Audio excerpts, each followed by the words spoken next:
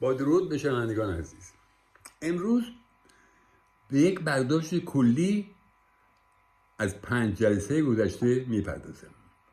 امیدوارم برای آگاهی هم میهنان به اشتراک بگذارید که شوربختانه در چند جلسه گذشته به غیر از چند دوست همیشه با وفا توجه چندانی به اون مهم نشد. ولی من از پا نخواهم نشست و تا وقتی نفس میکشم در پاسداری از آداب و رسوم ایرانمان که به دست دشمنان در صدد نابودی آن هستند و باعث شدند که فرزندانمان این سنن را به دست فراموشی بگذارند را دنبال خواهم کرد و این مهم را دینی به گردن خود میدانم، چرا که اولین نفسها را در ایران کشیده و اولین قدمها را در ایرانمان برداشتم. نتیجه گیری از گزارش های جشن های ایرانی، سخن آخر.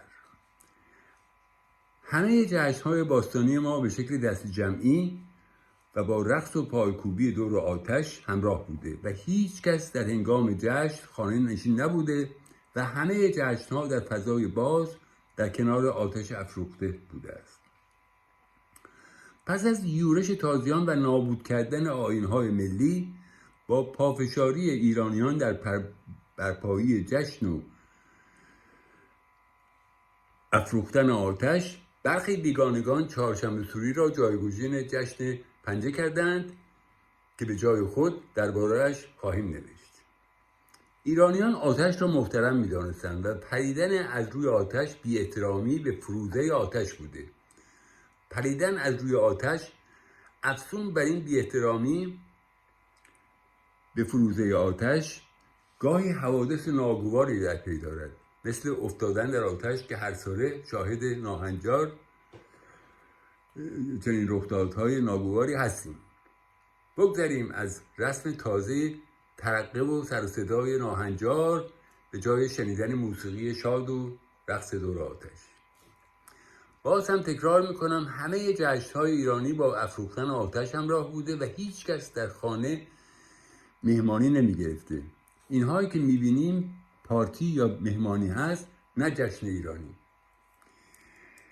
کوچه به کوچه، محله به محله، نور آتش جشن چله یا همان یلدا همراه با نوای زیبای موسیقی شاد باید گوش بیگانگان میهم فروش را کر کند، نه آنکه به لطف فضای مجازی به 4 تا پست آوکی شاد باش، مهرگان، تیرگان، آذرگان و گمان کنیم آیین جشن‌های ایرانی را به جا آوردیم. رک و بی‌پرده میگویم، کنشگری در فضای مجازی آن است که جشن بگیریم و از جشن عکس را یا کلیپ گرفته و در فضای مجازی پخش کنیم. دوم، هنگامی که دور آتش گرد هم می‌ایستیم، هیچ کس بر دیگری برتری ندارد. دارا و ندار، پیر و جوان، با هر باور و اندیشه‌ای اگر ایرانی باشند دور آتش گرد هم می‌آیند و هرچه با خود آوردند را با دیگران پخش می‌کنند.